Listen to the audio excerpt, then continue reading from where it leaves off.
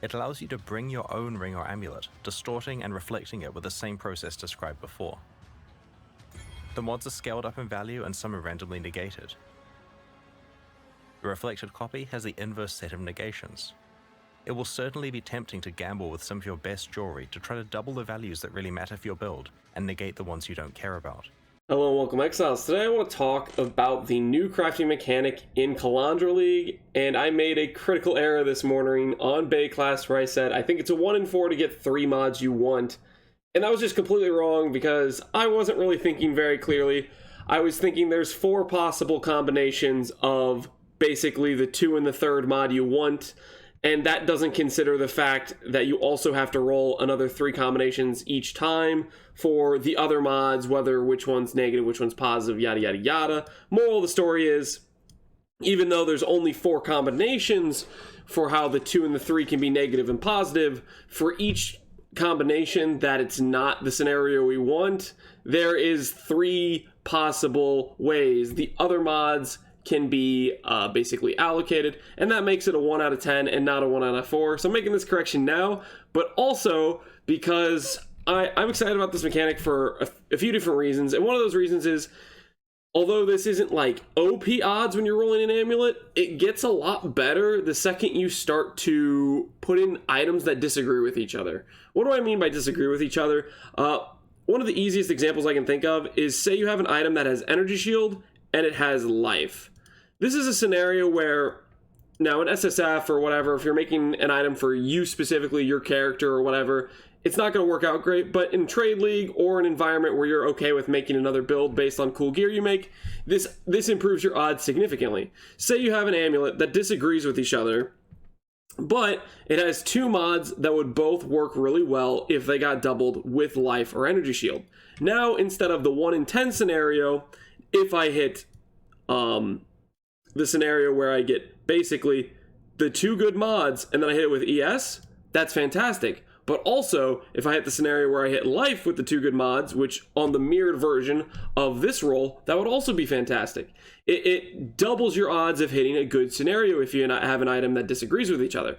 This gets significantly a little bit out of your control if you have, here, I'll just put this in the context of plus 1 to fire, and then say this is crit multi, and then you also have another mod that disagrees with multi specifically in dot multi. This isn't going to be like a common scenario where you have this level of disagreement on your item, but this is an item that's pulling in a lot of different directions where they may not all agree with each other. But this means now, instead of just winning in this scenario, you also win in the scenarios where you hit the +1 fire, you hit the ES, and you hit the dot multi, because that's a good righteous fire amulet, right, for an energy shield build.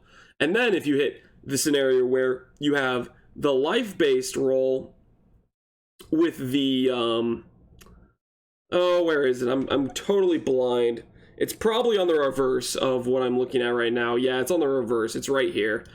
The reverse, the mirrored version, is going to give you a life +2 fire dot multi amulet. So now instead of a 1 out of 5, you are back to a 1 out of 4, but you have an item that disagrees a lot with each other. There's going to be a lot of cases like this, like say you have an item that has cast speed and attack speed.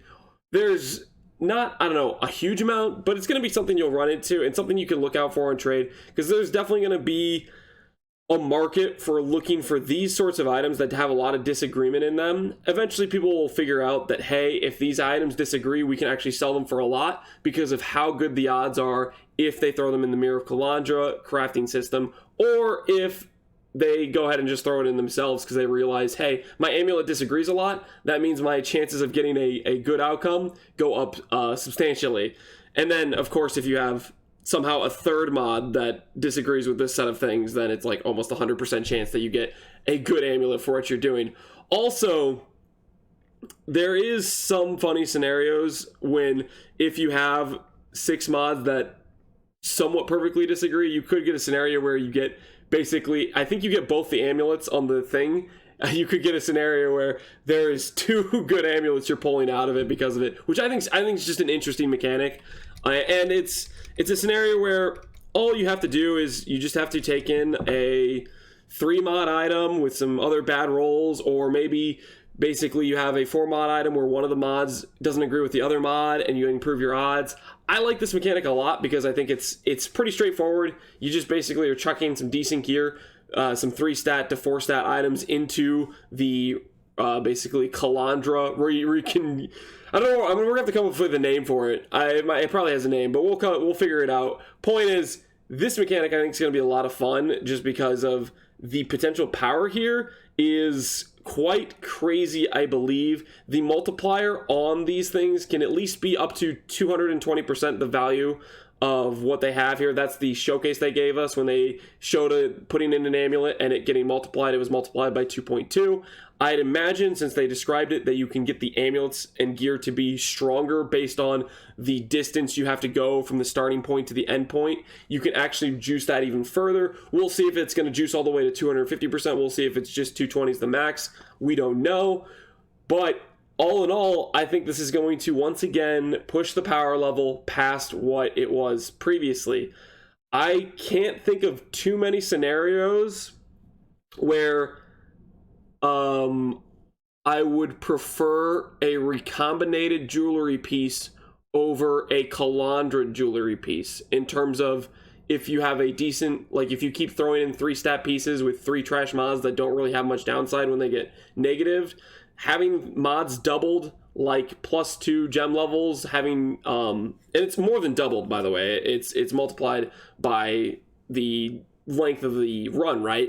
If you have something like the +2 60 dot multi 200 life amulet, there's no way in hell I'm beating that amulet with a recombinated amulet for a Righteous Fire build. I just don't think it's possible. So this is 100% going to be another layer of power creep and fun, cool items. And it's very approachable.